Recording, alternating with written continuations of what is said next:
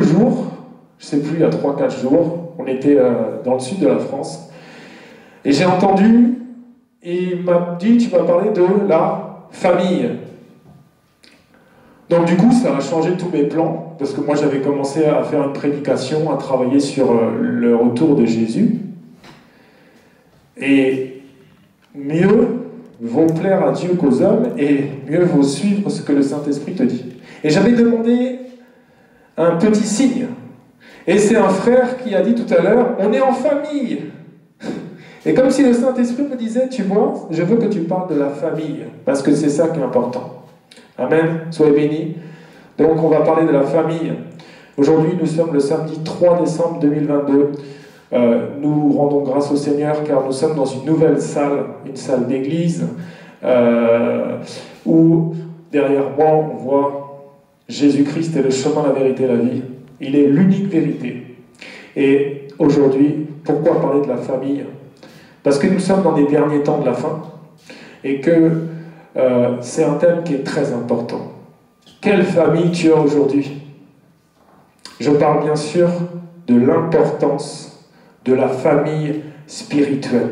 Donc j'avais à cœur de parler d'autre chose, mais Dieu a décidé autrement. Il y a quelques jours aussi, il y a une sœur qui nous a connus par un des réseaux sociaux et on lui a dit qu'on commençait un jeûne de 15 jours. Et elle m'a appelé sur le téléphone de l'église.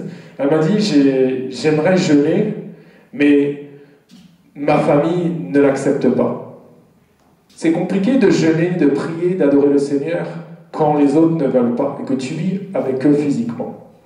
Et le Seigneur, c'est à ce moment-là qu'il m'a dit, tu vas parler de la famille spirituelle. Donc on va voir plusieurs choses à travers la parole et on va comprendre que notre famille spirituelle doit être notre première famille. Alors je n'ai pas dit que vous deviez rejeter votre famille physique, mais vous allez voir comment c'est important. Amen. Amen. Définition. Si on va dans le dictionnaire et qu'on cherche la définition du mot famille, il est écrit c'est un ensemble des personnes vivant sous le même toit. Les personnes vivant donc sous le même toit, et spécialement le père, la mère et les enfants. Amen. Pourquoi ce thème aujourd'hui? Pour comprendre quel est le sens profond du mot famille dans la Bible, dans la parole de Dieu. Car, bien sûr, moi et nous tous, nous devons nous nourrir du pain quotidien et nous devons avancer avec la parole de Dieu. Car il a dit, celui en qui mes paroles demeurent, je demeure en lui. Ça veut dire que si sa parole ne prend pas chair, tu ne vas pas comprendre les choses du monde spirituel et tu vas beaucoup souffrir. Nous sommes en 2022, bientôt en 2023, et tu dois absolument comprendre aujourd'hui dans quelle famille tu es. Amen. Un jour, le Seigneur est venu dans ta vie. Il t'a éclairé. Il est impossible d'aller au Père s'il ne t'attire à lui. Peut-être que tu es dans une religion, peut-être que tu es dans des croyances, mais si la vérité faite chair vient à toi, tu n'auras plus besoin de te convertir à quoi que ce soit, puisque tu auras une relation avec le Dieu unique. Tu ne pourras plus te convertir d'une religion à une autre religion. Jésus n'est pas venu amener une religion, Jésus est venu amener une relation. Et quand on voit la définition du mot famille, on voit que c'est des relations. Père, mère, enfant. Regardez ce qu'il se passe en France. Environ 45 à 50% des mariages finissent par un divorce. 1,6 million d'enfants vivent dans des familles recomposées, à l'heure à laquelle je vous parle. Et cela ne va pas s'arranger. Tout s'éclate. Pourquoi? Parce que nous ne respectons pas les lois spirituelles de Dieu. Parce que nous désobéissons à Dieu. Parce que nous ne connaissons pas Dieu. Dieu a dit, ne t'amuse pas, ne sépare pas ce que Dieu a uni. Mais est-ce que Dieu a voulu ce mariage? Est-ce que Dieu a voulu cette famille? Donc on va avancer un petit peu. Je vais introduire sur le fait, donc dans une famille physique, il faut un père et une mère pour former une famille. Je ne vais pas aller dans les détails, les trucs in vitro, tout ça, que maintenant il y a les mariages homosexuels, tout ça, qui peuvent même adopter les enfants. Je ne vais pas rentrer dans ces détails-là aujourd'hui. avec toute ton intelligence, tu comprends que pour former une famille, il faut un père, il faut une mère pour faire un enfant et donc agrandir une famille. Mais pour une famille spirituelle, il faut que tu sois dans le même esprit. Il faut que tu aies Christ qui vit en toi par son esprit. En vérité, il faut que tu sois né de nouveau. Pourquoi? Parce que quand tu es sur cette terre, quand tu arrives sur cette terre, tu es créé par Dieu. Mais tant que tu n'es pas devenu enfant de Dieu, tant que tu n'as pas vécu cette expérience tellement surnaturelle de la nouvelle naissance, tant que tu n'as pas été baptisé d'eau et d'esprit, tu n'appartiens pas à la famille de Dieu. Dieu ne va pas jeter ses enfants en enfer. Comment un père aimant pourrait jeter des enfants en enfer? Non. Il va jeter toutes personnes qui ne sont pas devenues enfants de Dieu et qui ne seront pas restés fidèles à l'agneau immolé. C'est ça la vérité de l'évangile. Sans la sanctification, personne ne verra Dieu non plus. Donc, regardez ce qui est écrit dans... Je vais donner quelques versets aujourd'hui. Matthieu 19, 6. Mais ils ne sont plus deux. Ils sont une seule chair, que l'homme donc ne sépare pas ce que Dieu a joint. Et la Genèse de 24 nous dit, c'est pourquoi l'homme quittera son père et sa mère, et s'attachera à sa femme, et ils deviendront une seule chair. C'est pour ça que, là bien sûr je ne vais pas parler du mariage, parce que sinon ça va prendre des heures, mais tu dois, si tu es un enfant de Dieu, si tu connais la vérité, si tu connais les réalités du monde spirituel, ne te marie jamais avec quelqu'un qui n'est pas dans le même esprit. Marie-toi avec un autre enfant de Dieu, parce que sinon tu vas avoir tellement de soucis. Je ne te dis pas si le Seigneur est venu que tu étais déjà marié. Non, je ne te parle pas de ce cas-là. Mais si tu es célibataire, si tu connais Jésus, si tu sais que l'Esprit de Dieu très saint vit en toi, tu ne peux pas aller coucher, tu ne peux pas aller espérer, aller dans un mariage que Dieu n'a pas décidé pour toi, avec tes propres pensées en disant Dieu va le changer, Dieu va la changer. Non, ça c'est le diable qui te ment et tu vas avoir des conséquences à ce choix, à cette décision que tu vas mettre en pratique. Et ça ne sera pas le Seigneur. Ça sera ta pensée et ça sera ta voix, mais ça ne sera pas la volonté de Dieu. Donc toujours se marier en cherchant la volonté du Seigneur. Tellement de livres ont été écrits. Le Seigneur touche un des deux membres, tous les deux païens. Et dans la plupart des cas, il y a une séparation. Mais Dieu fait grâce de temps en temps de toucher l'autre partie, de toucher toute la famille. Moi j'ai un frère, il a été touché par le Seigneur. Dieu lui a dit, va travailler avec un apôtre. Il l'a déplacé physiquement, alors que son épouse et ses deux enfants n'étaient pas dans le Seigneur. Et en obéissant à Dieu, Dieu a touché son épouse, les deux enfants, et maintenant ils sont tous les quatre dans le Seigneur à travailler dans l'endroit où le mari était déjà allé repérer. Amen. Donc, obéissons à la voix de Dieu. Sache qu'un mauvais mariage peut t'amener en enfer aussi, c'est sûr. Si tu mets ton mariage avant le Seigneur, comment tu vas l'aimer de tout ton cœur, de toute ton âme et de toutes tes pensées? Tu vas mettre ton mariage, tu vas mettre tes pensées humaines devant Dieu. Et ça, c'est très dangereux. Tellement de livres ont été écrits dessus aussi. Quelques versets aussi pour la famille, puisqu'on parle de la famille aujourd'hui, pour l'équilibre spirituel dans la famille. Matthieu 12, 46 à 50 nous dit, comme Jésus s'adressait encore à la foule, voici sa mère et ses frères, qui étaient dehors, cherchèrent à lui parler. Quelqu'un lui dit, voici ta mère et tes frères sont dehors, et ils cherchent à te parler. Mais Jésus répondit à celui qui le lui disait, qui est ma mère et qui sont mes frères? Puis, étendant la main sur ses disciples, il dit, voici ma mère et mes frères. Car quiconque fait la volonté de mon Père, qui est dans les cieux, celui-là est mon frère, et ma sœur, et ma mère.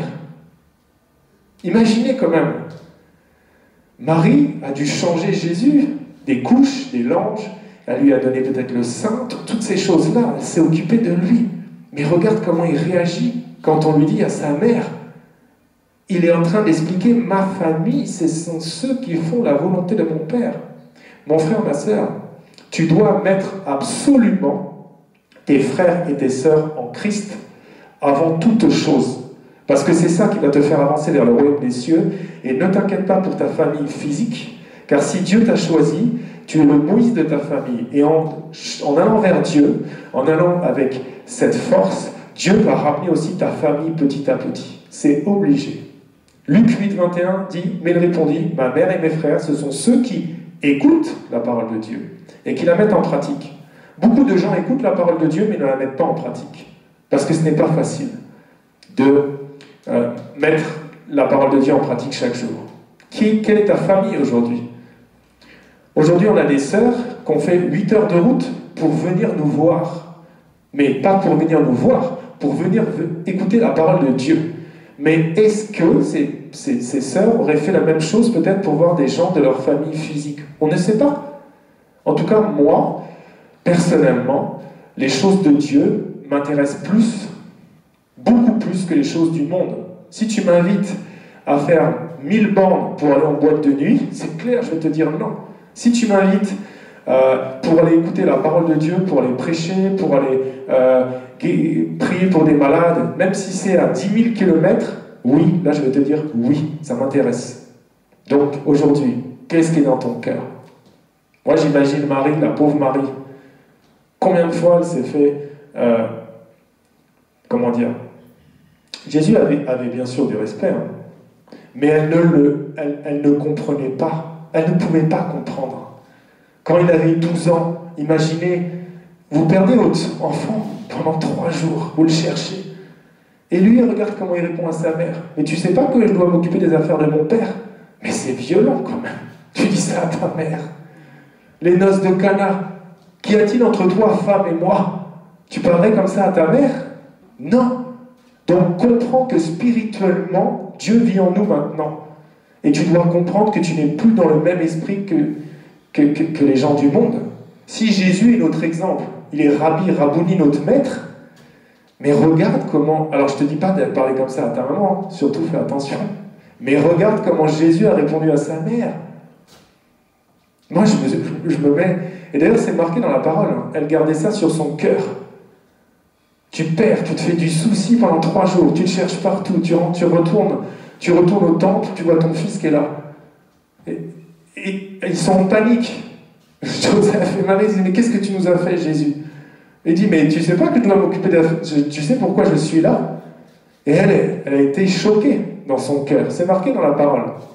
Donc, n'oublie jamais, il y a plusieurs ethnies, il y a plusieurs nations, il y a plusieurs couleurs de peau, mais il n'y a que 2 royaumes spirituels. Soit le royaume des ténèbres, soit le royaume des cieux. Ta famille, quand tu es né de nouveau, c'est ta famille spirituelle en Christ avant tout. Mais tu ne dois pas nier ta famille physique, tu dois prier pour eux. Parce que la parole de Dieu dit, si tu crois, ta famille et toi seront sauvés. Ma maison et moi servirons l'Éternel. Il y a un temps où le Seigneur va commencer à faire tomber, à commencer à toucher les gens dans ta famille. Toi, tu dois rester en prière. Parce que les frères de Jésus, on sait qu'il a eu 4 frères et au moins 2 sœurs, ils ne comprenaient pas leurs propres frères, leurs propres demi-frères. Marie ne comprenait même pas son fils. Il y a un verset qui dit, au moment où il a guéri un sourd et muet, ses parents l'ont pris pour un fou. C'est écrit dans la parole, je n'invente rien. Mais à un moment donné, ils ont eu la révélation qu'il était le Fils du Dieu très haut.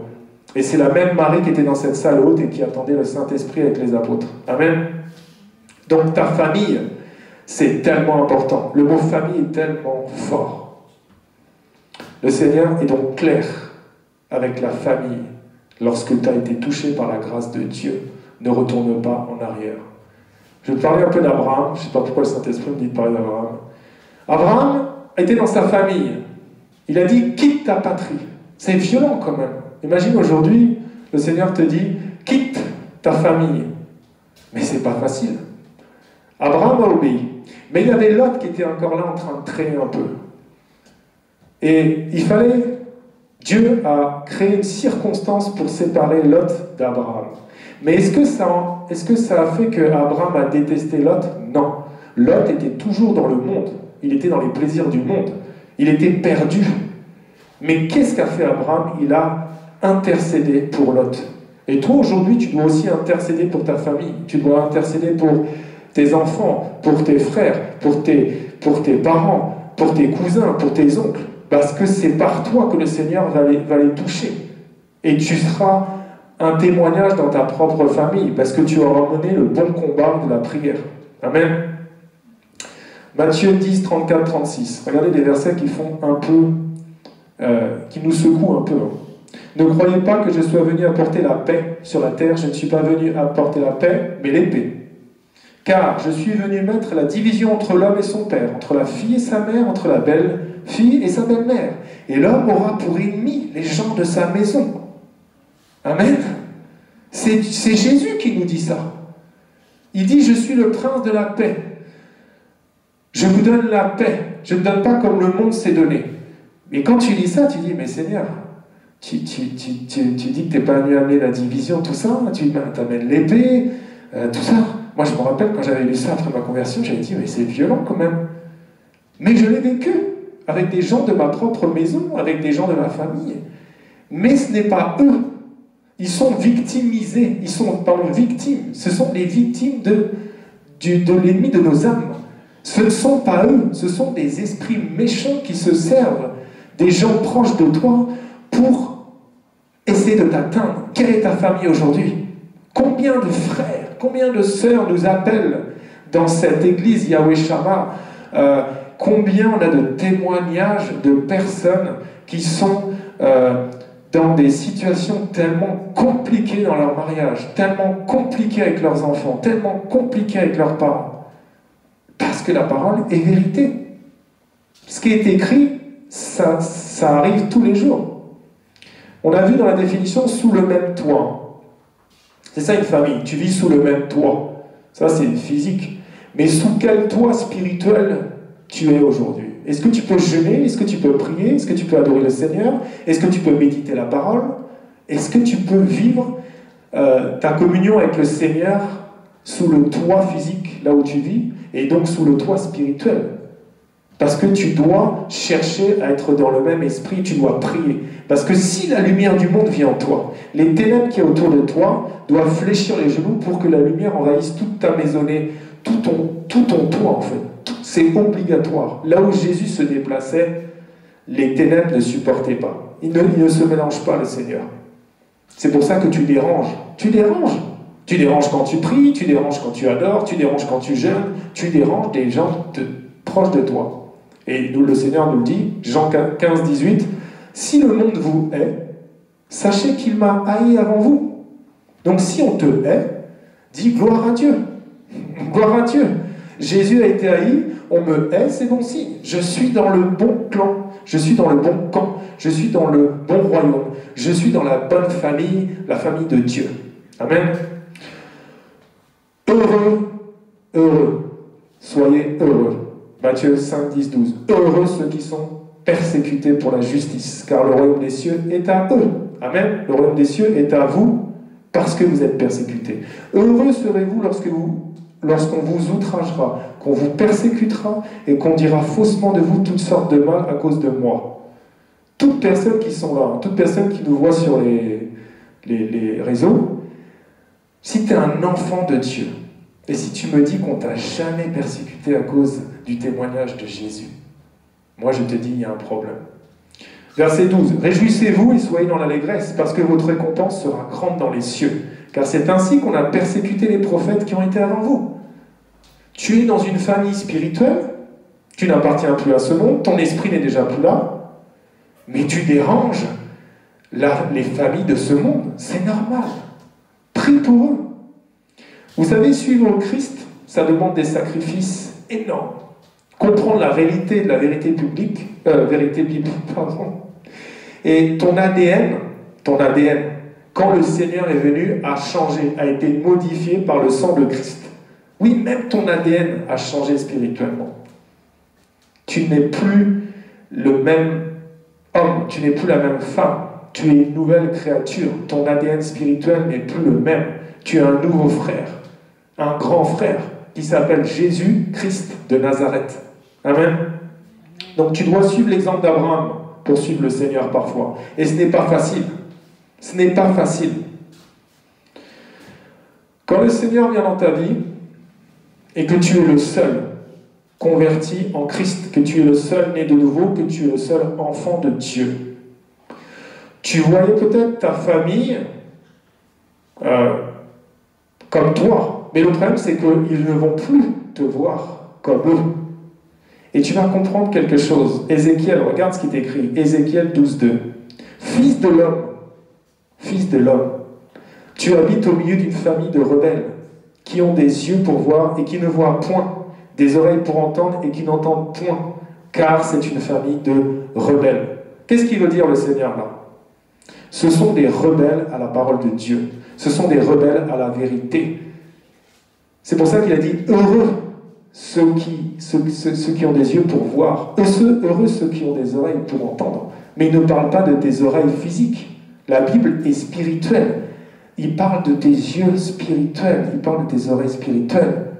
Tu peux étudier la parole pendant des années. Tu peux faire de la théologie pendant 40 ans. Mais si le Dieu de la parole ne vient pas vivre en toi par son esprit, tu restes un aveugle et un sourd spirituel.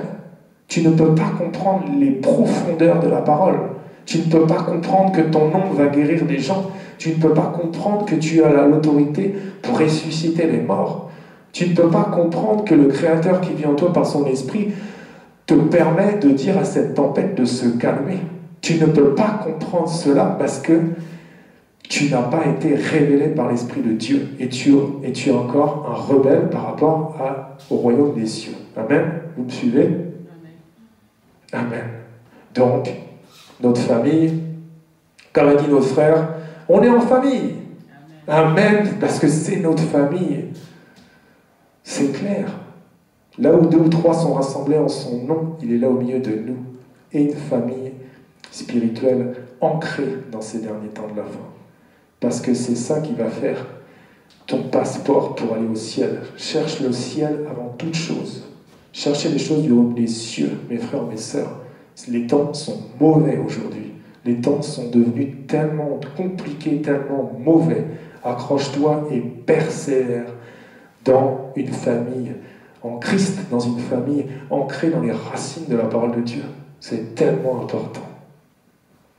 Donc, Abraham est un exemple pour nous. Et sache aussi que le Seigneur peut utiliser n'importe qui pour te parler. Il peut utiliser n'importe qui.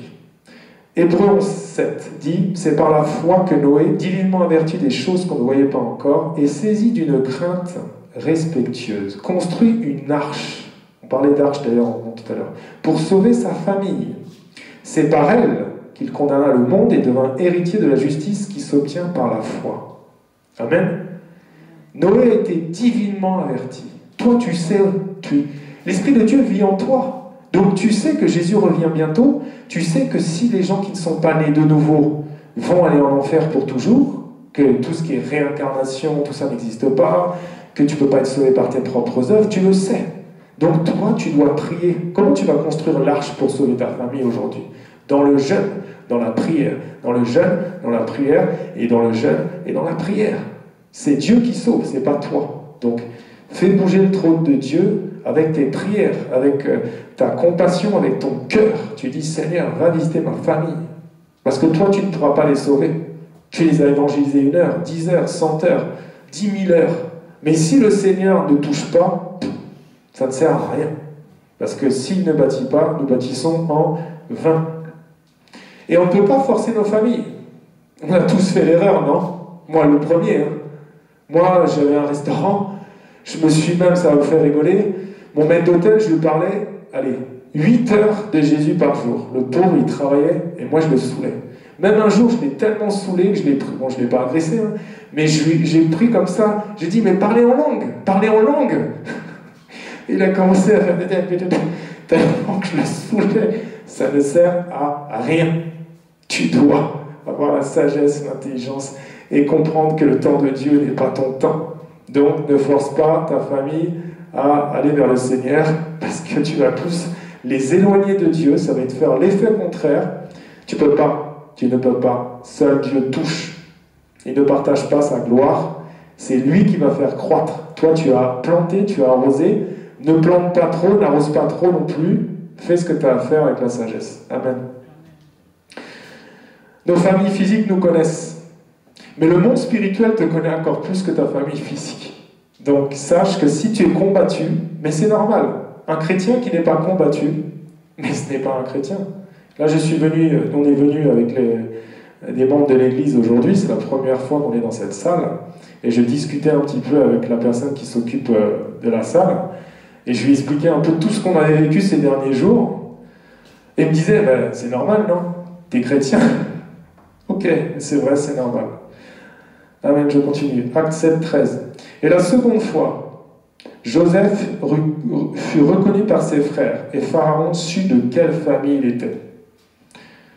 Des fois, ta famille ne va pas te reconnaître. Ça nous est tous arrivé, en fait. Quand le Seigneur vient vivre en toi, les gens ne te reconnaissent plus. Moi, c'est ce qui m'est arrivé. 25 ans en boîte de nuit, tous les soirs, un Julien, le Seigneur vient, un autre Julien, qui n'a rien à voir avec l'autre obscur. Ça allait, hein, mais voilà, j'étais dans les ténèbres. Et d'un coup, paf, tu vas à des endroits, des gens disent « Oh, il y a une lumière autour de toi », ça t'arrive pratiquement tous les jours, ou en tout cas toutes les semaines, tu commences à vivre des choses, mais on ne le reconnaît pas. Mais attends, c'est lui là, qui allait en boîte comme ça tous les... Mais il est bizarre, non? Tu n'es plus la même créature, tu as changé de famille, tu as complètement changé, tu es né de nouveau. Tu changes automatiquement de nom. Enfant de colère, tu deviens enfant de Dieu. C'est vrai, tu deviens un petit Christ, tu deviens un chrétien. Et notre Père, le Dieu lointain, que tu cherchais peut-être, moi je ne le cherchais pas, mais il y a des gens qui le cherchent dans la religion, mais le Dieu qui cherche dans n'importe quelle religion, quand ils vivent la nouvelle naissance, alléluia, devient leur Père, leur Papa, le Père de la famille spirituelle. Et ton esprit, c'est éternel, ton corps va mourir, mais la deuxième mort, ça c'est ta famille spirituelle, tu dois en prendre soin. Je répète, dans la définition, on a vu sous le même toit, mais sous quel toit spirituel tu es aujourd'hui? Est-ce que tu es sûr et certain au fond de toi que tu es sauvé? Est-ce que tu es sûr et certain que Jésus te connaît? Est-ce que tu es sûr et certain que tu pries l'unique Dieu? Tu dois être convaincu au plus profond de toi. Regarde ce qui est écrit. Acte 16, 15. Et je prie que ça soit vraiment des partages pour nous tous. Lorsqu'elle eut été baptisée avec sa famille, elle nous fit cette demande. Si vous me jugez fidèle au Seigneur, entrez dans ma maison et demeurez-y. Et elle nous pressa par ses instances. Mes frères et mes sœurs, fléchissons les genoux ensemble et que notre famille soit celle qui fasse la volonté de Dieu. Alléluia. On va faire fléchir la France. On va gagner la France avec nos genoux. Parce que Dieu gagne toujours. Amen. Amen. Regardez ce qui est écrit, Éphésiens 3, 14, 15. À cause de cela, je fléchis les genoux devant le Père, duquel tire son nom toute famille dans les cieux et sur la terre. Ça, j'avais vu, ça, c'est ton arme. Tes genoux, c'est ton arme pour que le Dieu tout-puissant qui a tout créé aille toucher ta famille, aille fléchir. Aujourd'hui, il y a une évangélisation à Châtelet, mais les gens prient depuis des jours, jour et nuit. Parce que si tu vas évangéliser, tu n'as pas prié, ça ne sert à rien. Si tu fléchis les genoux en disant « Seigneur, devance-moi là-bas, que ton esprit commence à toucher les cœurs des gens », tu vas voir que c'est complètement différent ce qui va s'y passer. Amen. Donc, il y a aussi des lois spirituelles que tu ne dois pas ignorer. Il y a beaucoup de chrétiens qui ont beaucoup de soucis aujourd'hui, parce qu'ils ne respectent pas la parole. Et on est tous dans ce cas-là.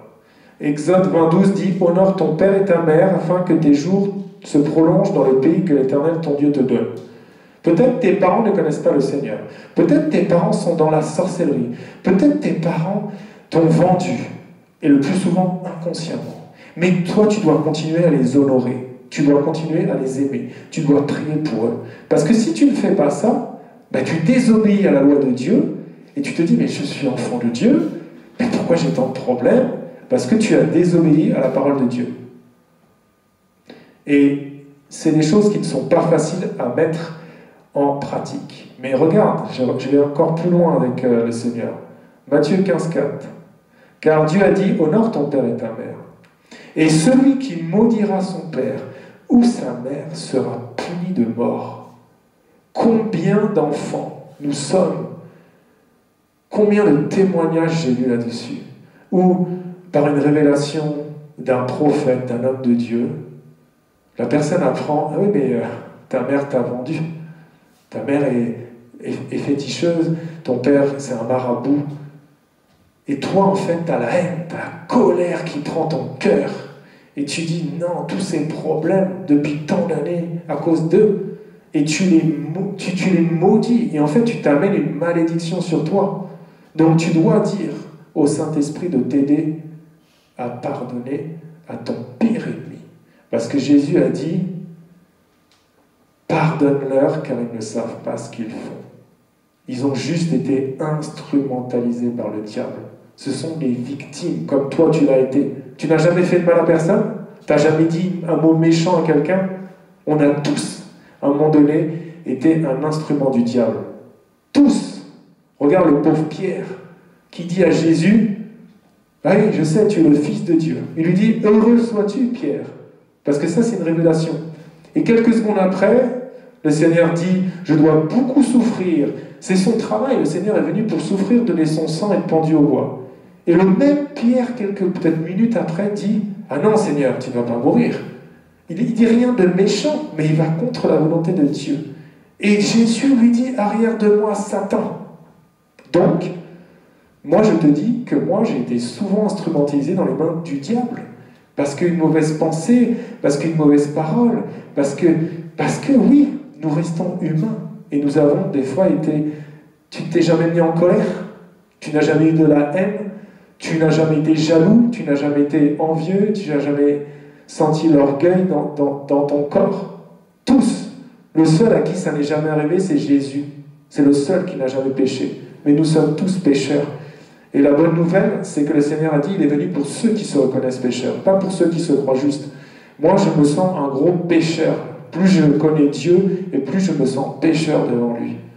Mais je sais que son sang m'innocente devant le Père. Donc tu dois avoir la crainte de l'Éternel aussi. C'est tellement important d'avoir la crainte de l'Éternel. Dans ton mariage, cherche quelqu'un qui craint l'Éternel. Dans ton église, là où tu vas aller, cherche des gens qui craignent l'Éternel, qui veulent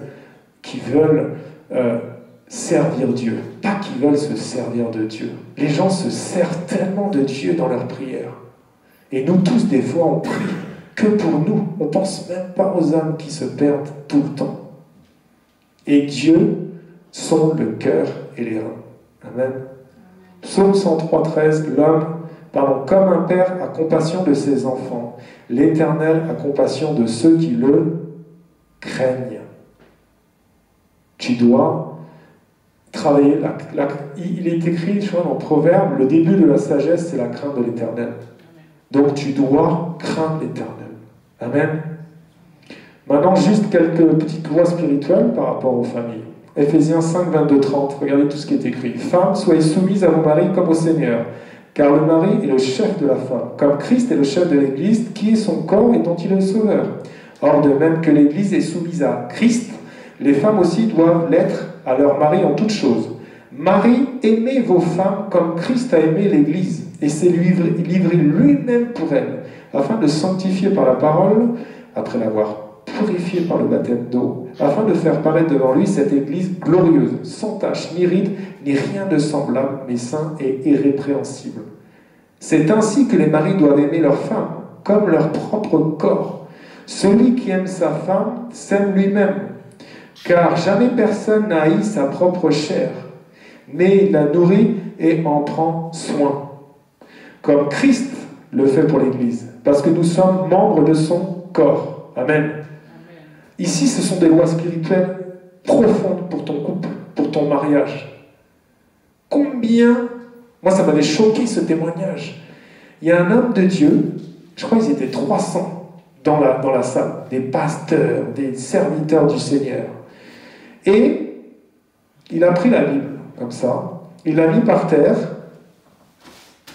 il a dit, maintenant levez-vous, toute personne, tout homme qui n'a jamais trompé sa femme, passez au-dessus de la parole. Sur 300 personnes, mes frères et mes sœurs, 4 personnes sont passées au-dessus de la Bible. Mais c'est terrible. Pourtant, Pourtant, on connaît que dans le « aimer vos femmes », tu dois être fidèle à ta femme. Comment tu peux espérer? Dieu, j'entends ça. Hein. Oui, Dieu est miséricordieux, Dieu pardonne. Oui, c'est vrai, il est lent à la colère, riche en miséricorde.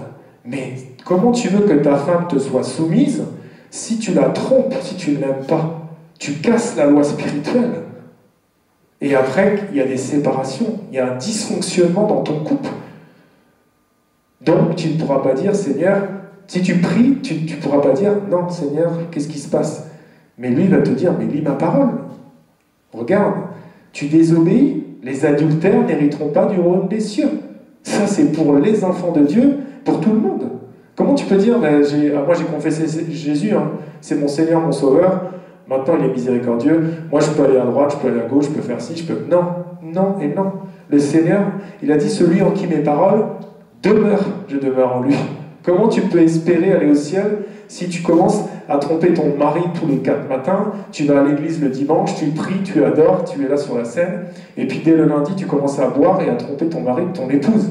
Mais peut-être ton mari, ton épouse ne te voit pas, mais Dieu te voit. Donc, sois prudent. Ne laisse pas, résiste au diable, parce que tout ça, c'est des tentations. Parce que le diable connaît les lois spirituelles. Et lui, son but, c'est d'amener le maximum de personnes en enfer. Amen.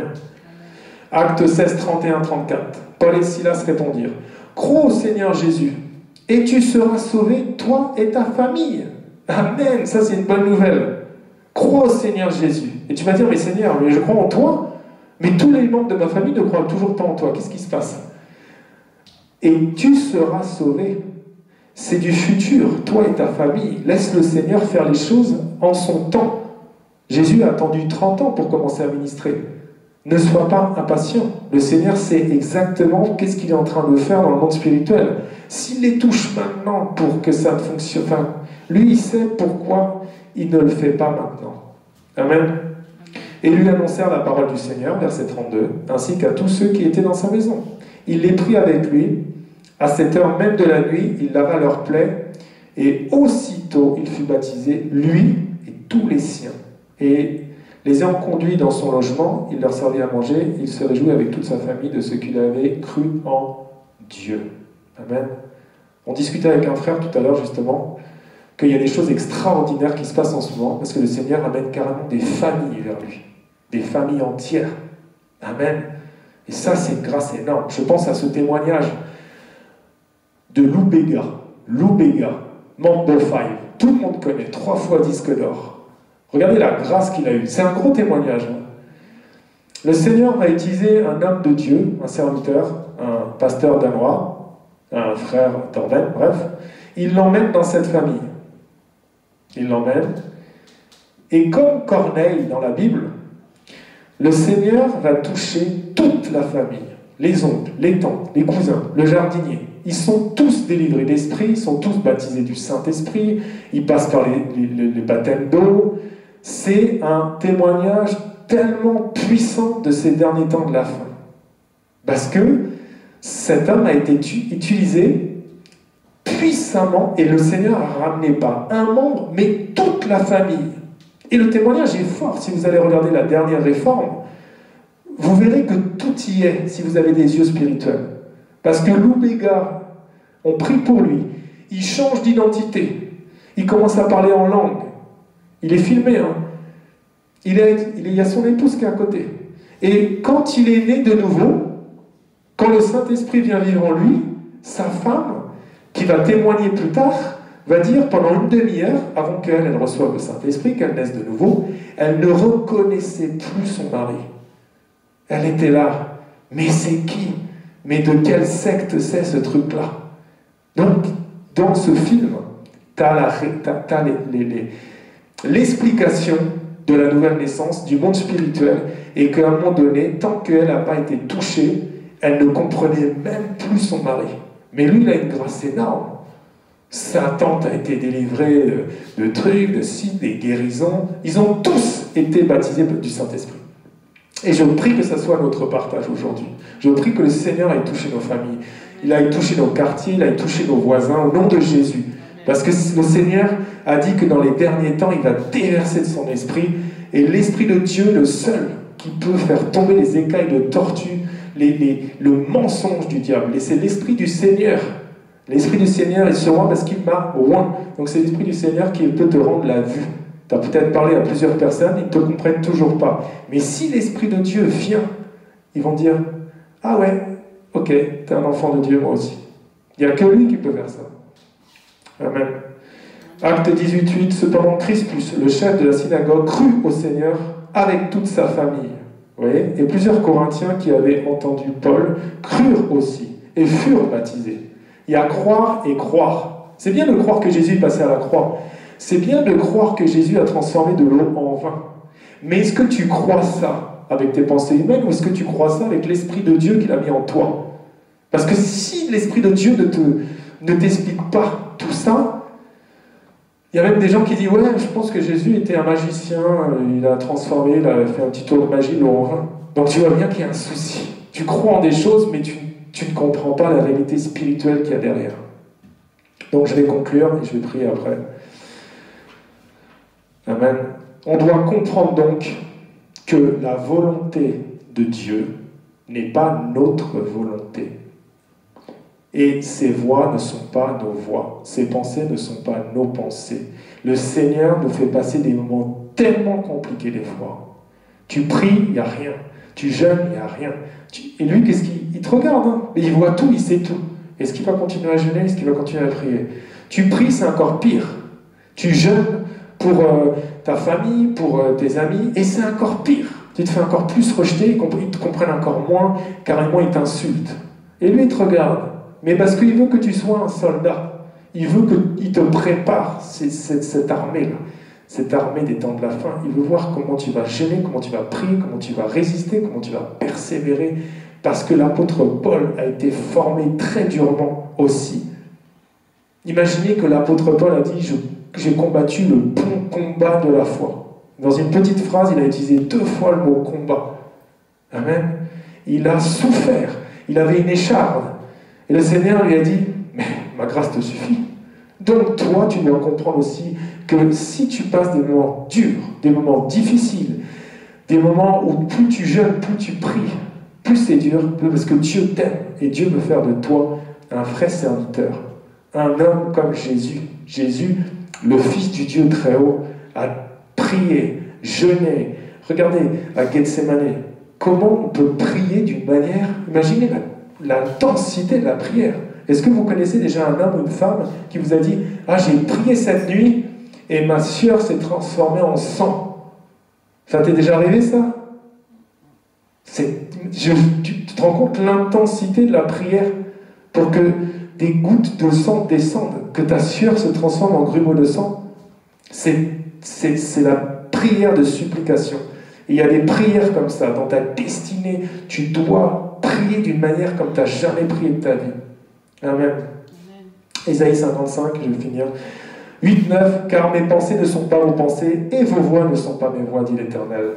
Autant les cieux sont élevés au-dessus de la terre, autant mes voix sont élevées au-dessus de vos voix, et mes pensées au-dessus de vos pensées. Amen. Combien de fois on est déçus? Parce que nous, en fait, on imagine. Ah, ça y est, je sais que ça, j'espère que ça va se passer comme ça. J'espère comme ça. J'espère. Et puis, Dieu montre sa souveraineté. Il fait rien comme toi t'aurais imaginé. Et du coup, tu tapes des nuits blanches, tu tapes des angoisses, tu tapes des trucs, parce que lui, ce qu'il veut, c'est que tu mettes toute ta confiance en lui et que tu t'abandonnes en disant, bon, zut, moi c'est bon maintenant, Seigneur, fais ce que tu veux, je te laisse. Moi, je continue à prier, je continue à jeûner, je te laisse les pleins pouvoirs.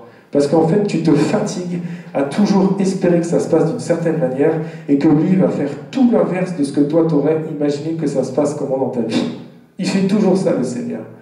Parce qu'il nous forge. Amen. Donc, soyez bénis, je vais prier maintenant. On peut se lever si vous voulez pour s'accorder dans la prière. On va prier pour nos familles et pour nous et qu'on soit dans une vraie famille. Et là, je sais qu'on a des gens de prière, des gens de feu dans la prière dans cette salle. Donc, on va prier. Père, tu nous as dit de chercher les choses du royaume des cieux avant toute chose. après quoi nous sera donné le reste. Montre-nous notre vraie famille spirituelle. Unis-nous comme un seul homme, Père. Fais-nous naître d'en haut et que nous restions accrochés en premier lieu à toi et à toi seul. Aide-nous à ce que ta famille, Seigneur Jésus-Christ, grandisse ici en France, à Paris, en esprit et en vérité. Utilise chacun d'entre nous puissamment comme des instruments dans tes mains, Seigneur, pour que nous puissions aller détruire les ténèbres dans le nom tout puissant de Jésus-Christ. Seigneur mon Dieu, unis-nous en ton esprit pour amener de nombreuses âmes sous ton toit, car tu es notre Père céleste et nous prions que beaucoup t'acceptent dans leur cœur comme leur papa, comme leur Seigneur. Je me tiens sur ta parole qui dit: crois, ta famille et toi seront sauvés. Ma maison et moi servirons l'Éternel. Père, au nom de Jésus, va toucher par la puissance de l'amour de la croix et par la puissance de ton esprit nos familles, nos quartiers, nos pays, nos villes qui ne te connaissent pas, Père. Va mouver l'esprit, que l'Esprit de Dieu tombe sur nos familles, Père éternel. Au nom de Jésus-Christ de Nazareth, Père, je prie que tu les touches. Seigneur, va toucher les gens sur Paris, va toucher les personnes dans toutes les villes, les villages, les chemins, les routes de France, Père. Nous sommes ici, nous sommes les représentants de ton royaume, Père. Nous sommes tes ambassadeurs, Christ. Nous sommes co-héritiers et héritiers du royaume de Dieu. Seigneur, utilise-nous puissamment, Seigneur. Père, utilise-nous puissamment, Seigneur, que nous déversions l'amour de la croix, que la lumière du monde soit là où nous nous déplacions, Seigneur, et fasse trembler les ténèbres au nom de Jésus. Utilise-nous comme de bons instruments entre tes mains, Seigneur. Nous prions, Seigneur. Monte-nous dans une nouvelle dimension, Seigneur. Monte-nous dans une nouvelle dimension, Seigneur. Oh, Seigneur Dieu, nous te prions, nous te supplions, Seigneur, d'aller toucher, Père, les gens qui ne te connaissent pas, Seigneur.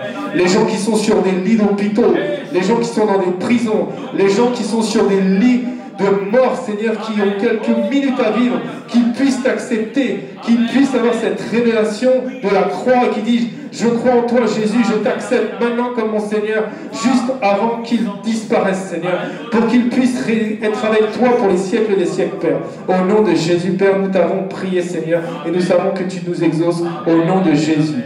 Amen. Là, je vais finir par une prière. Tu peux répéter cette prière, mon frère, ma soeur. Si tu ne connais pas encore le Seigneur, si tu as envie qu'il vienne dans ta vie, si tu as envie de changer de famille spirituelle, si tu souffres, si tu passes des moments compliqués, sache que Jésus t'aime tellement qu'il va prendre soin de toi. Tu peux répéter cette prière là où tu es, tu fléchis les genoux, tu te mets, imagine comment Dieu t'aime tellement qu'il a donné son Fils unique sur cette croix, et que Jésus t'aime tellement qu'il a donné sa vie pour que toi tu puisses vivre éternellement. Tu peux répéter cette prière. Seigneur Jésus, je te remercie pour ton sacrifice à la croix il y a environ 2000 années, qui me donne accès à la famille de Dieu. Aujourd'hui, ici et maintenant, je te demande pardon pour mes péchés. Et je veux te recevoir comme mon Seigneur et mon Sauveur. Merci pour l'œuvre de la croix. Merci d'inscrire mon nom dans le livre de la vie, de m'accepter comme ton enfant et de faire de moi un être agréable à tes yeux. Que je te suive toute ma vie. Utilise-moi pour annoncer la bonne nouvelle en Jésus-Christ. Amen. Que Dieu vous bénisse abondamment. Bon après-midi, bon samedi, et à très vite. Amen, amen, gloire à Dieu. Donc merci au frère Jean-Michel qui m'a donné la réponse à ma petite prière en disant: Seigneur, est-ce que c'est toi qui m'as demandé de changer de sujet? Et qui m'a dit: oh, nous sommes en famille, parce que c'est notre famille. Nous sommes, c'est tellement important d'être dans une famille qui te comprenne spirituellement. Parce que tu peux avoir une famille, des centaines de cousins, d'oncles, de je ne sais quoi, mais s'ils ne comprennent pas ce que tu vis, s'ils ne comprennent pas par quoi tu passes, s'ils ne comprennent pas le monde spirituel, comment ça va être compliqué. Donc que Dieu vous bénisse. On va continuer à adorer le Seigneur. Je vais juste répondre. Attendez. Oui, est-ce que vous pouvez sonner avec la femme Ketsia? Merci. Merci. Oui. voyez, c'est appartement 32. Appartement 30. Jojo, c'est 23 ou 32 23, s'il vous plaît. Appartement 23 sur la gauche. Merci. Au revoir. Je suis désolé, il a appelé depuis une heure. S'il y avait du monde, je l'aurais pas pris, mais bon. Donc on va adorer le Seigneur. Amen. Que Dieu soit loué. Je rends grâce à Dieu pour ce message. La famille. Moi, je me rappelle quand j'étais dans le monde, avec mes cousins, on était dit « Ouais, la famille avant tout !» Voilà, c'était la famille pour faire des bêtises, pour les cambrioler, pour aller faire n'importe quoi. Mais aujourd'hui, on est une famille en Christ pour aller annoncer l'évangile, pour aller guérir les malades, pour aller chasser les démons. Alléluia. Gloire à Dieu. Est-ce que quelqu'un veut dire quelque chose? Parce que là, on est en famille. Là, on peut profiter, on n'est pas nombreux. Autant en profiter parce que on ne sait pas, peut-être dans 2 semaines, on sera beaucoup plus nombreux et que ce ne sera pas possible. Est-ce que, je ne sais pas, des questions, un partage? Moi, je rends grâce à Dieu parce que Dieu a répondu très très vite, puisque la pasteur avait eu un message de changer de lieu. Et Dieu n'a pas tardé, quoi, il a répondu très vite, donc c'est vraiment une joie de voir qu'il fait. On sait qu'il fait, mais quand on voit qu'il fait, ça fait vraiment déborder une joie. Et gloire à Dieu, que vraiment, moi j'ai l'assurance que c'est de gloire en gloire. Il ne méprise pas les faibles commencements, et voilà. Merci Seigneur. C'est vrai que c'est dingue, je me rappelle encore, c'était que hier avec le frère là, Jojo, on était dans l'ancienne salle avec le tableau blanc, tout le bazar, tout ça. Le Dieu d'accélération en fait. Une nuit courte, une nuit perturbée, mais nous sommes là. Nous avons pu parler de la famille.